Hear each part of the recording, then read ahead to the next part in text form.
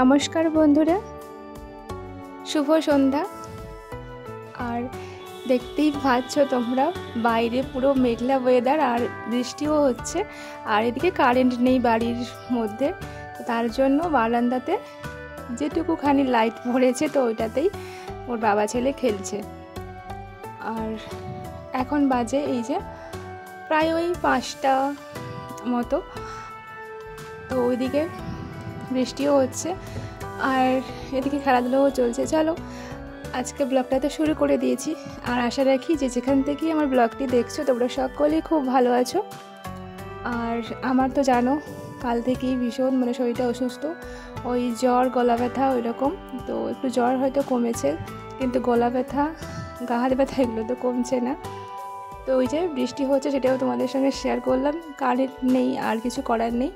কালকে না একটা কথা বলতে তোমাদের ভুল হয়ে গেছিলো, আমি কিন্তু বৃহস্পতিবারে আসিনি, কাল এসেছিলাম, কালকে শুক্রবার ছিল।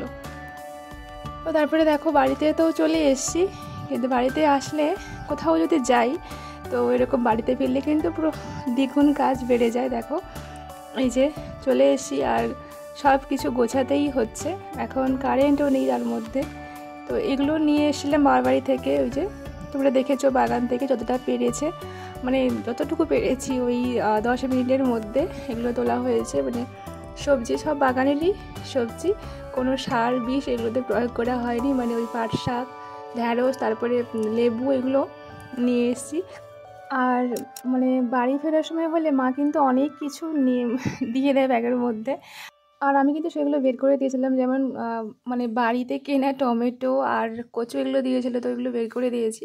যেগুলো বাগানের সেগুলো কিন্তু শুধুমাত্র নিয়ে এসেছি এবারে। আর অন্য সময় কিন্তু নিয়ে আসি, এরকম মা দিয়ে দেয় আর আমরাও নিয়ে চলে আসি। আর এরই মধ্যে দেখো আমার সবজিটাও গোছানো হয়ে গেছিলো, আর ওখানে গুছিয়ে রেখে দিয়ে চলে এসেছি। আর তো এই যে সকাল সকাল তো চলে এসেছিলাম, কিন্তু সারাটা দিন শুয়েছিলাম। এত জ্বর আর ঘাম দিচ্ছিলো আর মাথাটা ঘুরিয়ে দিচ্ছে যে আমি মাথাটা তুলতেই পারছিলাম না, এত শরীর অস্বস্তি ছিল। তো আর কোথাও চলে গেলে কি বলো তো দাদাভাই সময় পায় না ঘরটার গোছানো তো দূরের কথা, না গোছালেও চলবে, কিন্তু ঘরটা ঝাড় দেওয়ারও সময় পায় না। ভীষণ দেখো খেয়ে টেয়েছে এখানে সব, বুঝতেই পারছো, আর কিছু বললাম না, বললেও খারাপ লাগে। তো ওদিকে দেখো ঘরটা ঝাড়টা দিয়ে চলে এসেছিলাম। আমার যেহেতু প্রচুর গলা ব্যথা, তো একটু চা করে নিয়েছিলাম গরম গরম, ওই লিকার চা। তো এটা খেতেই আমি বেশি পছন্দ করি, যদিও খেতাম না, এখন যদি চা খাচ্ছি তো এটাই বেশি, লিকার চাটাই আমার পছন্দের, একটু কালার। আর 3 জনের জন্য এখানে নিয়ে নিয়েছি। তো বিশেষ করে আমি তো খাই, তোমার দাদাভাই যেহেতু টিউশন যায়, বুঝতেই পারছো সারাক্ষণ চা খেয়েই থাকে। তো এই যে এখন চা আর বিস্কিট খাচ্ছি। আর ওদিকে দেখো তো দাদাভাইকে বললাম যে কুমড়ো ফুলগুলো এনেছিলাম, তো ওইগুলো একটু বড়া করব।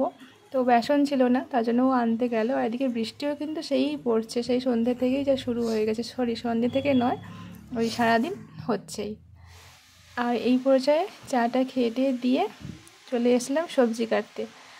তো মা চিংড়ি মাছ দিয়েছিলো, ওইগুলো তোমাদের সঙ্গে শেয়ার করিনি, ওই তোমরা দেখেছো হয়তো ভিডিওটা, ওই দিন যে নিয়েছিলাম তো ওইগুলো নিয়ে এসেছি। ছেলে ভীষণ খেতে পছন্দ করে চিংড়ি মাছ।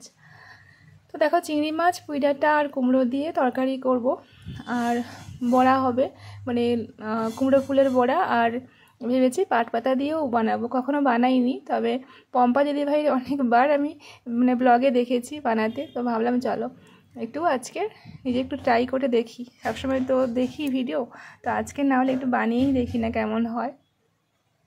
কুমড়ো ফুলের বড়া কিন্তু আমরা বাড়িতে খাই, কিন্তু ওই পাট পাতার বড়া কখনো আমরা খাই না। তো আজকে ট্রাই করব। তার আগে দেখো সবজি টবজি কেটে নিয়েছি, আর কুমড়ো ফুলটাও এভাবে কেটে নিয়েছি। যেহেতু সকাল সকাল তুলেছিল এগুলো ব্যাগের মধ্যে ছিল, আর এই সন্ধ্যের দিকেই শরীরটা একটু, বলাটাও ভুল হবে, শরীরটা এখনও সুস্থ হয়নি। তো ওইরকমই গায়ে জ্বর আছে, তবুও যেহেতু এগুলো করতে হবে তাই নেহাত করতে আসে। নাহলে কেউ যদি বলে শুয়ে থাকো, তো শুয়ে থাকলেই মনে হয় বেশি ভালো লাগছে। আর এদিকে দেখো তেল দিয়ে দিয়েছি, তবে দাদাভাই কিন্তু ভাজছে, তবে ওকে কিন্তু এগুলো আমাকে দেখিয়ে দিতে হচ্ছে কি কি দিতে হবে বা কতটা পরিমাণ। এখানে দিয়েছিলাম ওই ব্যাটারটা মাখানোর সময় বেসন, আর ওই কালো জিরে, আর এমনি সাদা জিরে, আর লবণ, আমরা তো চিনি খাই না, বাদ দাও, আর লঙ্কা গুঁড়ো, হলুদ, এগুলো দিয়ে মিক্স করে দেখো ওইগুলো বড়াগুলো ভাজা হচ্ছে। আর মোটামুটি খাওয়া মানে হয়ে গেছে, আর ছেলের কিন্তু খাওয়া শুরু হয়ে গেছে এখন থেকেই। তো ওকে একটুখানি দিয়েছি, তো ওদিকে খাচ্ছে একটা ছোট্ট একটা। আর এগুলো তো এই যে ভাজা হচ্ছে, আর ওদিকে কিন্তু পাট পাতাটাও কিন্তু আমি ছাড়িয়ে নিয়েছিলাম, তোমাদের সঙ্গে শেয়ার করিনি, ছাড়িয়ে ধুয়ে ওকে দিয়ে দিয়েছি। যদিও জল হাত দিলে ভীষণ হাঁচি হচ্ছে, তবুও করতেই হচ্ছে। তো দাদাভাইয়ের টিউশন আছে, ও বেরোবে তো 7টার দিকে, তার আগে এগুলো কিন্তু করা হয়ে গেছে। দেখো এই যে পাট পাতার বড়াটাও হয়ে গেছে। আর এই যে গল্প করতে করতে তোমাদের সঙ্গে একটা কথা বলা হয়নি, হ্যাঁ আমরা না জানো তো ওই যাযাবরের মতন, মানে যেহেতু নিজেদের কোনো বাড়ি নেই, আর তো এখানে ভাড়াই থাকি, আর এখানে 2 দিন ওখানে 2 দিন, মানে আমি কিন্তু মানে বিয়ের পর কিন্তু প্রথম এরকম করেই থাকতাম, মানে এখানে থাকতাম না। আমার ভাড়াটে জীবনটা একটুও পছন্দ নয়, কারণ এই যে একা একা কাটানো, এটা আমার একটু পছন্দ হতো না। আর সারাটা দিন আমি এভাবে থাকতাম, একা থাকতাম। দাদাভাই টিউশন পড়াতো, তারপরে স্কুল চলে যেত, আবার সেই রাত 10:30টার সময় ফিরতো।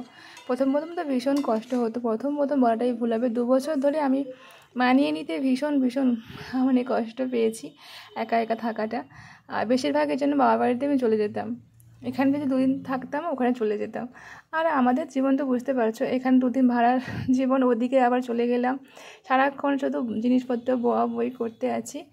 আর এই করতে করতে চলছে আমাদের জীবনটা। তো আর আমরা যেখানে যাই না কেন, এই যে ওষুধগুলো দেখতে পাচ্ছ, তোমার দাদাভাই যা কিছু ওষুধ লাগে মোটামুটি, মানে জ্বর, অ্যাসিডিটি বা পেট খারাপ যা কিছু হয়, তো মিনিমাম এগুলো মানে একটা প্রাইমারি একটা ওষুধ আমাদের মধ্যে থাকে, মানে ব্যাগের মধ্যে নিয়ে যেতে হয় এইভাবে, মানে জামা কাপড় তো থাকেই থাকে, তারপরে এতগুলো ওষুধ দাদাভাই মানে পড়লাম সব গুছিয়ে দেয়, এরকম করে আমাকে নিয়ে যেতে হয়। তো এই যে নিয়ে গেছিলাম, তবে কাজেও লেগেছে। ওই যে হাঁচি হচ্ছিলো, তো ফ্যারামফোসটাও খেয়েছি ওখানে গিয়ে, তারপরে এমনি নেটামফোস তো খেতেই হয় ভীষণ গ্যাসের ট্যাসের প্রবলেম হলে, আর এগুলো দিয়ে দেয়ও। তো ওইগুলো আমি এই যে সন্ধ্যেবেলা এখন যেহেতু রান্নাবান্না ওদিকে হচ্ছে, তো ভাবলাম ফাঁকে এগুলো গুছিয়ে নিই, তো এগুলো দেখো গুছিয়ে টুছিয়ে রেখে দিয়েছি।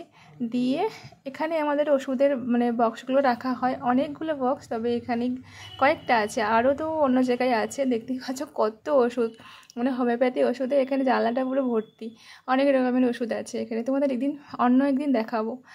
আর এই যে আসার সময় শাড়ি নিয়ে এসেছিলাম, তো তোমাদের অন্য সময় দেখাবো এটা। আর এই শাড়িগুলো দেখো মোটামুটি গুছিয়ে নিচ্ছে, আর ভালো লাগছে না, ভীষণ মাথার মানে আর হেডেক নিয়ে যাচ্ছে না, ভীষণ যন্ত্রণা করছে। ভাবছিলাম এই শাড়িগুলো গোছাবো, আর আমার ভালোই লাগছে না, মানে দাঁড়াতেই পারছি না, এত পাহাড় যন্ত্রণা করছে। এখন প্রায় বাজে ওই যে 9:30 মতো। তো আর এদিকে দেখো বিছানাটায় এগুলো সব ছিল জিনিসপত্র। তো আমার ছেলে কী করে জানো তো, ব্লেড নিয়ে ওদিকে হচ্ছে এই যে বেডশিটটা দেখতে পাচ্ছ, এটা তো আগে কেটেছিল, আবার আজকে কেটেছে, তারপরে ওষুধ মানে কাটতে গিয়ে ওর আঙুল কেটে নিয়েছে, তো আঙুলের ওই নখটা অনেকটাই কিন্তু কেটে উঠে গেছে। এখন বাজে ওই প্রায় 10টা মতন, এখন চলে এসেছি আমরা রাতে খাওয়া দাওয়া করতে। চলো আজকে ব্লগটা এখানেই রাখলাম, সবাই খুব ভালো থেকো।